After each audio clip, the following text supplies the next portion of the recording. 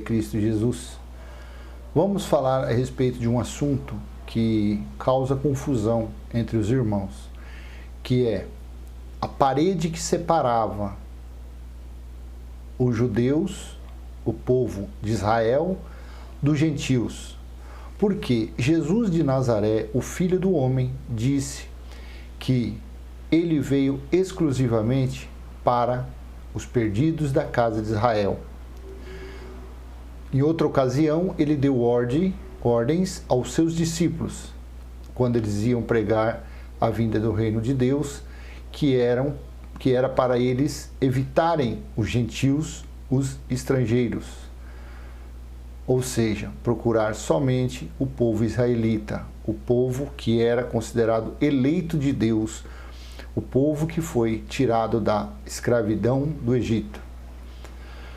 Só que veja bem, essa confusão, ela é tendenciosa, porque o sangue de Jesus, quando foi derramado, desfez essa inimizade. Só que essa inimizade, o que causava a inimizade? O que causava a separação? Era a lei de Moisés. Eram os mandamentos da lei de Moisés. E isso é que a religião parece que não percebeu ainda. Então, não é para pregar nos dias de hoje o que Jesus de Nazaré praticava, porque ele era judeu. Não é para pregar hoje, para ensinar as pessoas a fazerem o que a lei de Moisés mandou, ordenou. Porque aquilo era inimizade para Deus, era aquilo que era considerado o pecado, era a lei de Moisés que era o pecado. E Jesus, o Filho do Homem, João Batista diz: eis o Cordeiro de Deus que tira o pecado do mundo. Quando Jesus morreu, quando Jesus disse, Pai, está consumado, e morreu, ali ele tirou o pecado, tirou a lei de Moisés, ele aniquilou a lei de Moisés. Só que para a religião, para aqueles que têm interesses escusos, a lei de Moisés é útil, porque a lei de Moisés, ela escraviza, ela amedronta, ela faz as pessoas, os frequentadores desses lugares ser considerados como ovelhas e não como filhos. E, sendo assim, não reinam em vida. Veja o que Paulo, o apóstolo dos gentios, disse aos Efésios. Vamos ler do capítulo 2, entre os versículos 11 e 22, diz assim: portanto, lembrai-vos de que vós, noutro tempo, éreis gentios na carne, e chamados incircuncisão pelos que na carne se chamam circuncisão, feita pela mão dos homens. Paulo aqui estava falando entre os judeus, o qual ele fazia parte do povo israelita, e do outro que eram os estrangeiros, os forasteiros, ou seja, os gentios. Paulo estava dizendo que em outro tempo, antes da vinda de Jesus de Nazaré, eles estavam no mundo, os gentios estavam no mundo sem Deus, sem uma perspectiva de salvação. Eles não tinham isso. Porque, afinal de contas, quem praticava as leis de Moisés eram quem? Eram os que haviam recebido esta lei para praticar. E os gentios nunca foi dado nenhuma lei, nenhum mandamento, nenhuma cerimônia para os gentios, para os estrangeiros. A lei de Moisés foi dada exclusivamente para o povo israelita. Versículo 12. Que naquele tempo estáveis sem Cristo, separados da comunidade de Israel. Veja, a comunidade de Israel estava de um lado e os estrangeiros, o povo gentio, aquele que não tinha lei, estava afastado. Era o muro, a lei separava os dois. E estranhos às alianças da promessa. Paulo está falando que os gentios eram estranhos às alianças da promessa, não tendo esperança e sem Deus no mundo. Então, sem Deus no mundo não significa nos dias de hoje. Sem Deus no mundo, Paulo estava falando para aquela época, para aqueles ouvintes, para os gentios que ouviam, que estavam se convertendo pela fé ao Cristo ressuscitado. Os gentios não andavam atrás de Jesus de Nazaré. O Espírito da graça foi dado a Paulo no terceiro céu para ser pregado a quem? Ao povo gentil, ao povo que outrora, antes da vinda de Jesus, estava sem Deus no mundo, estava distante das alianças da promessa. Por isso que Paulo foi levantado, foi escolhido para pregar entre os reis, príncipes e principalmente aos gentios. Vou ler novamente.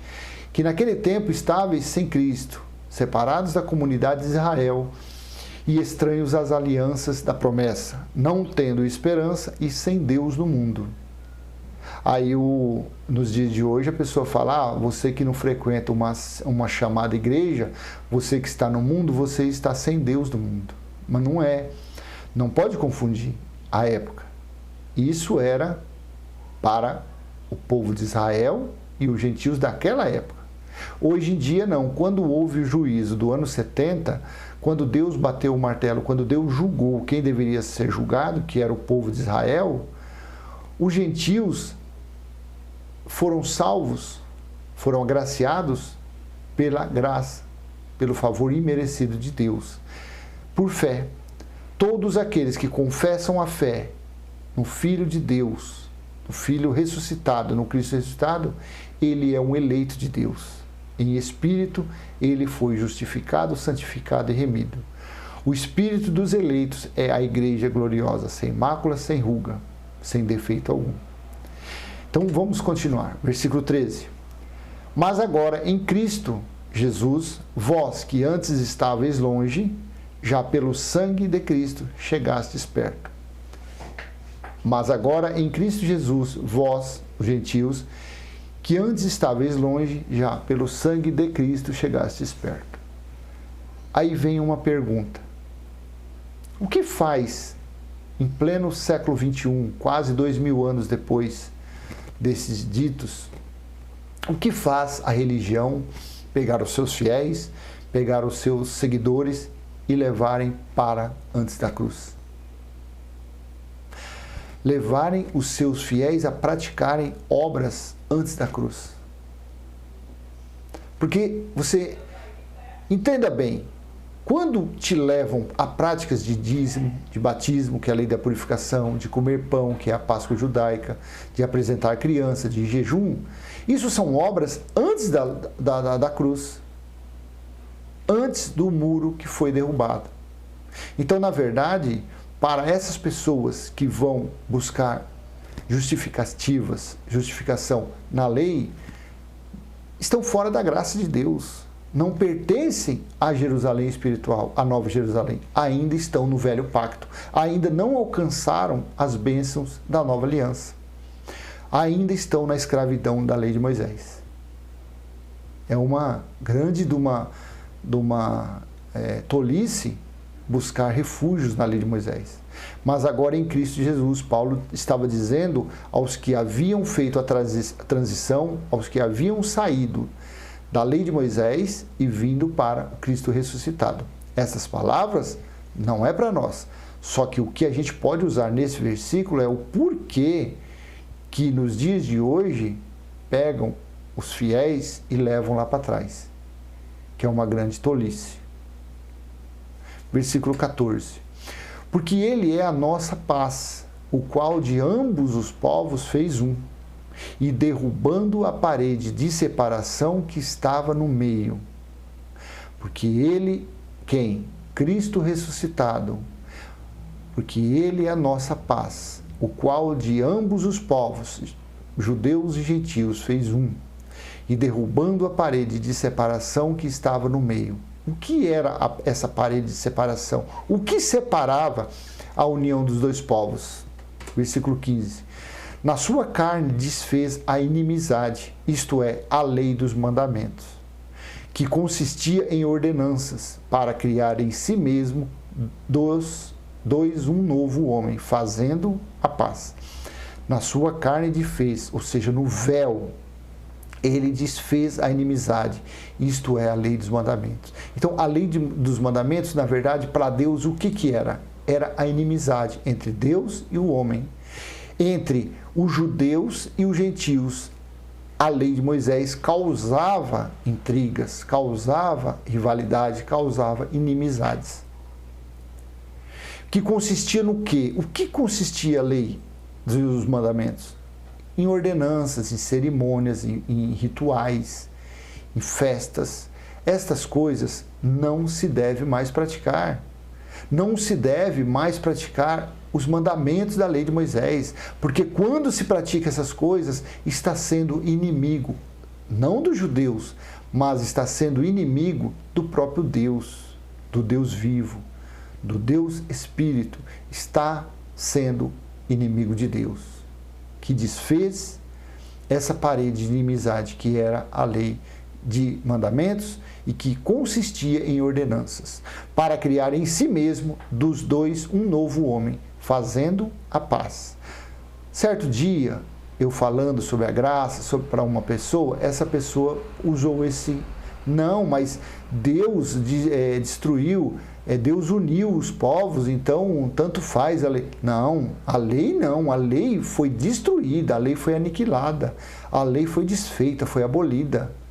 Ela quis me dizer que os gentios nos dias de hoje podem praticar as obras dos judeus. Não, não pode de forma nenhuma, porque Cristo nos resgatou da maldição da lei, está escrito. Cristo resgatou, não nós que nascemos depois do ano 70, mas Paulo disse, Cristo resgatou ele e os que estavam naquela época, que estavam na transição, antes do ano 70, Cristo, na sua morte, resgatou a todos os eleitos da maldição da lei de Moisés. Então, não pode, é profanação, é blasfêmia, é tudo que não presta quando se busca artifícios da lei de Moisés para praticar. Por isso que não há como chamar esses lugares, esses templos dos dias de hoje, de igrejas. Porque, na verdade, não são igrejas. Na verdade, são sinagogas. O que é uma sinagoga? Local onde se faziam e se faz a lei da Torá. Ou seja, se fazem a leitura das leis de Moisés. E nos dias de hoje, eu te pergunto, aonde você frequenta? É uma igreja? Porque igrejas são vidas. Igrejas são vidas, igrejas não são templos. Aonde você frequenta, eles falam da sã doutrina ou eles pregam a lei de Moisés? Ah, da sã doutrina, mas lá tem dízimo? Então não é sã doutrina.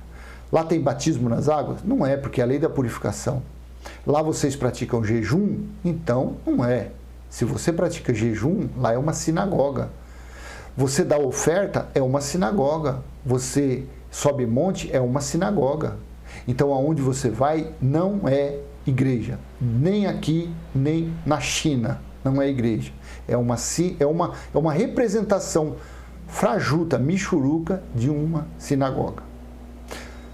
Ainda mais, se você vai em um lugar que o mestre, o pastor, usa os trajes de judeu, se tem candelabro, se tem óleo, se tem unção, corra desse lugar, que você está numa legítima sinagoga.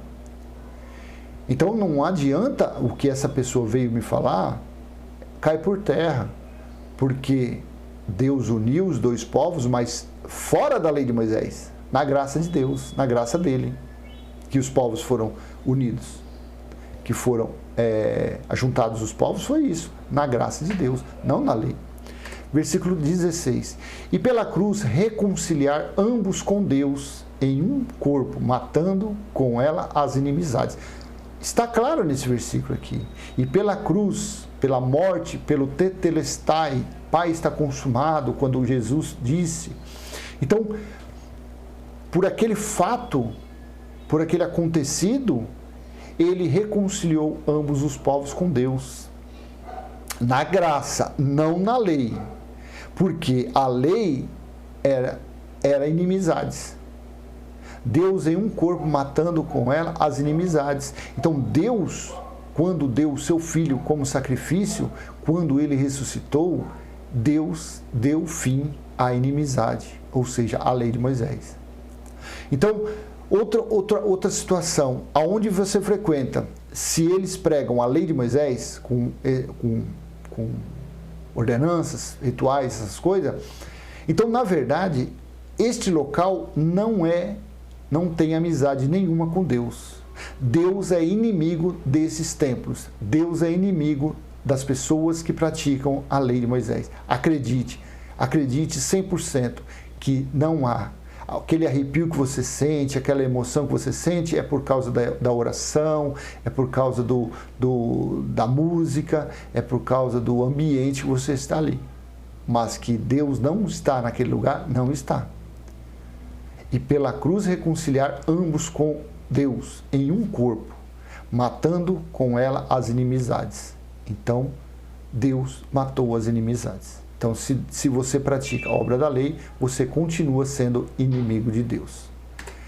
Versículo 17. E vindo, ele evangelizou a paz, a vós que estáveis longe e aos que estavam perto.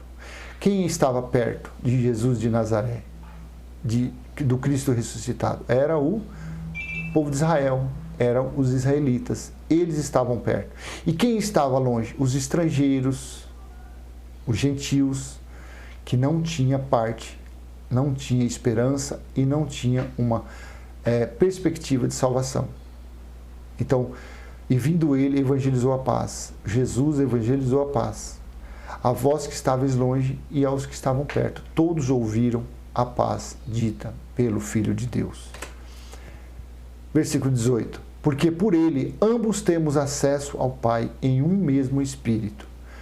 Porque por ele ambos temos acesso ao Pai em um mesmo Espírito.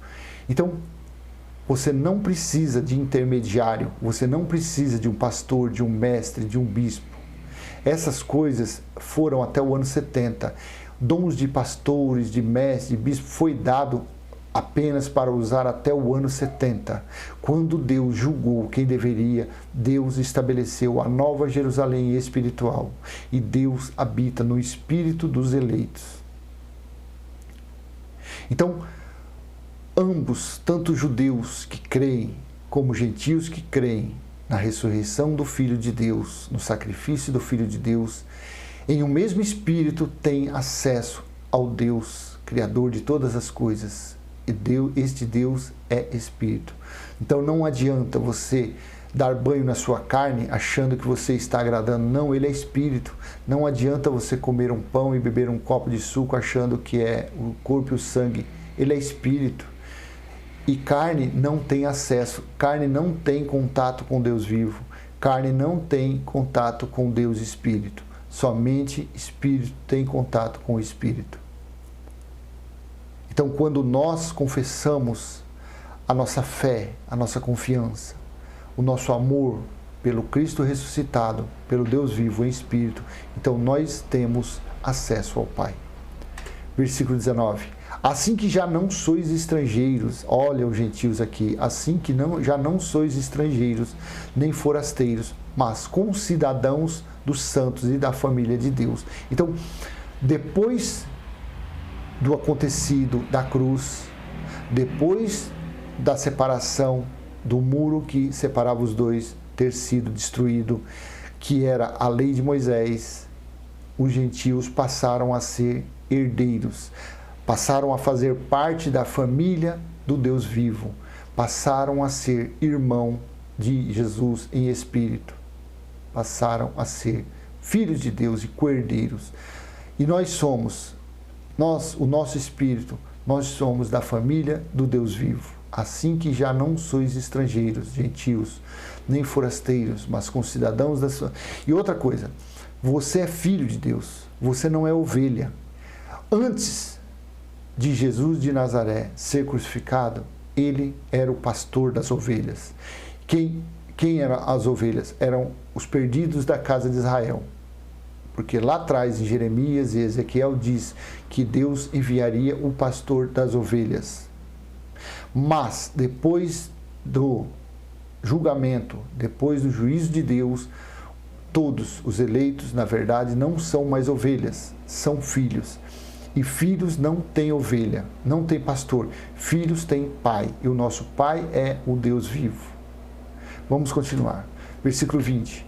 Edificado sobre o fundamento dos apóstolos e dos profetas, de que Jesus Cristo é a principal pedra da esquina.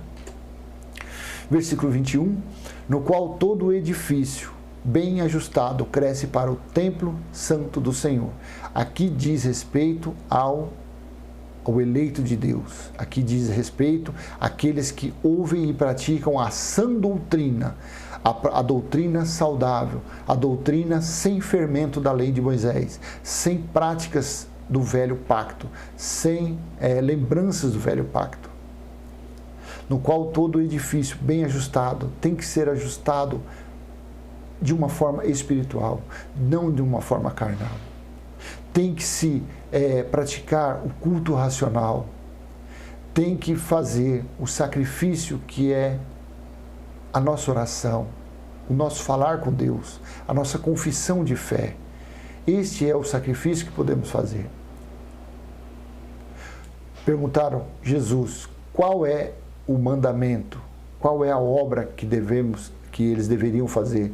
Jesus de Nazaré disse: creia no Filho de Deus. Esta é a obra que agrada o Pai, no qual todo o edifício bem ajustado cresce para templo santo de Deus. O nosso espírito é o templo do Deus vivo. O nosso espírito é a morada de Deus. Olha o que diz no versículo 22, no qual também vós juntamente sois edificados para a morada de Deus em espírito. Deus mora em nosso espírito. Nosso espírito é o templo do Espírito Santo. Deus, o Espírito Santo, se move através do nosso espírito. Então você pense 2, 3, 10, 1 milhão de vezes antes de praticar obras da carne. Porque saiba que tu és um eleito de Deus e que Deus habita, Deus se move no teu espírito. Então pense bem antes de praticar uma obra da carne, antes de praticar um desejo carnal. Pense bem. Pense bem antes de praticar uma obra ordenada, mandada pelo seu mestre, pelo seu pastor. Se for algo carnal, algo fora da sã doutrina, não pratique. Abandone o local que você vai. Abandone. É melhor você estar fora desses alçapões que praticam a lei de Moisés do que você estar vivendo debaixo de disciplina. Porque perder a salvação ninguém perde, porque Deus não volta atrás. E outra, os eleitos de Deus, os espíritos aperfeiçoados, justificados, vão voltar a Deus. Basta o corpo do eleito tombar. Quando o eleito for a morrer, o espírito imediatamente, instantaneamente, volta para o Pai que o deu. Volta para a pátria, que é a casa dos eleitos de Deus, que é o viver espiritualmente com Deus. A nossa pátria, a pátria dos eleitos, não é aqui, não é nesse mundo terreno. A nossa pátria é aonde está o Deus vivo, em espírito e em verdade, no qual também vós juntamente sois edificados para a morada de Deus em espírito. Edifica essa casa, edifica esse edifício com a sã doutrina, com espiritualidade, edifica esta morada de Deus com o verdadeiro evangelho, não com os livros históricos, não com a lei de Moisés. Leia, estude as profecias, estude Gênesis, estude, mas não viva. Estude Apocalipse, mas não viva, porque Apocalipse já foi cumprido. Aceite o verdadeiro Deus em espírito dentro de você e reine em vida, comece a reinar em vida. O que é o reino de Deus? Paz, justiça e amor no Espírito Santo. Isso é o reinar em vida. É você ter paz, é você procurar ser justo, é você amar a Deus sobre todas as coisas. Você vai ter o amor do Espírito Santo dentro de você. É você olhar para o seu próximo e enxergar Deus e ver Deus em espírito naquela pessoa. Isto é o reino de Deus. O reino de Deus não é casão, não é carrão, não é mansão. O reino de Deus é paz, amor, paz, justiça e amor no Espírito Santo. Perguntaram para Jesus de Nazaré, quando e como viria o reino de Deus? Jesus de Nazaré, o Filho do Homem, nos dias de sua carne, disse, o reino de Deus está dentro de vós.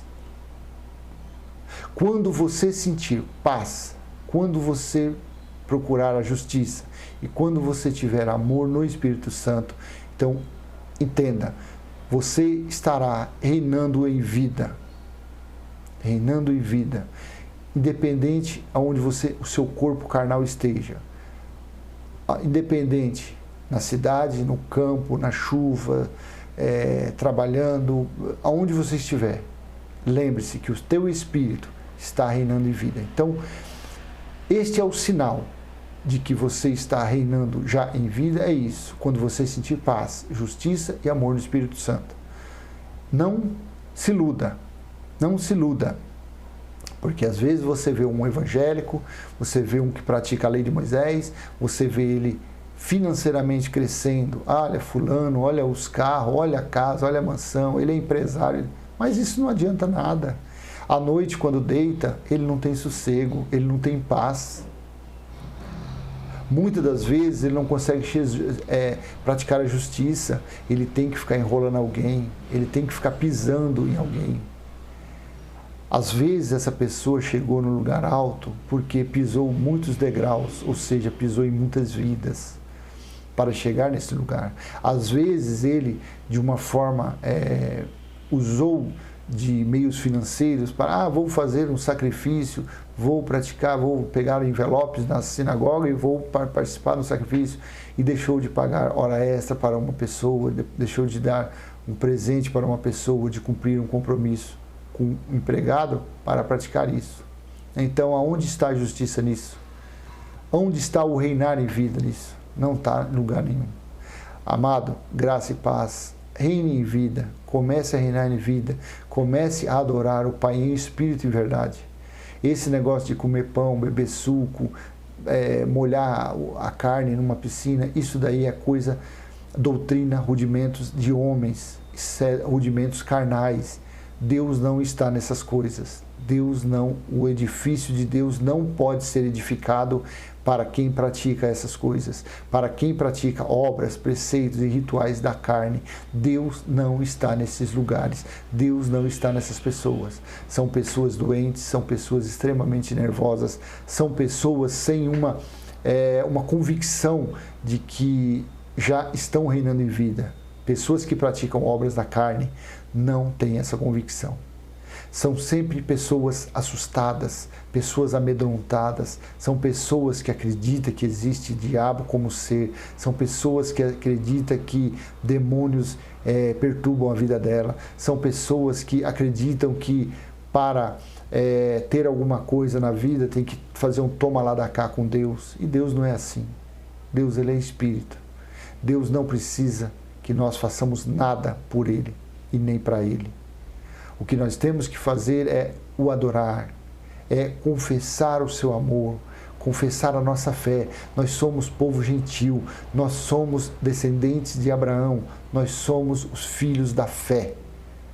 Por isso que nós cremos, porque nós somos eleitos. Eu só posso falar da fé que eu tenho nele, porque eu sou um eleito de Deus. E você do outro lado, você só pode estar ouvindo até agora, já se fazem quase meia hora, porque você é um eleito de Deus. Então você quer participar das coisas espirituais. Por isso que você está ouvindo. Você não está atrás de bênçãos financeiras, materiais. Você está atrás de quê? De adorar o seu Pai em espírito. Seja um edifício espiritual de Deus, porque Ele faz morada no teu espírito. Graça e paz, até a próxima, se Deus assim permitir. Tchau.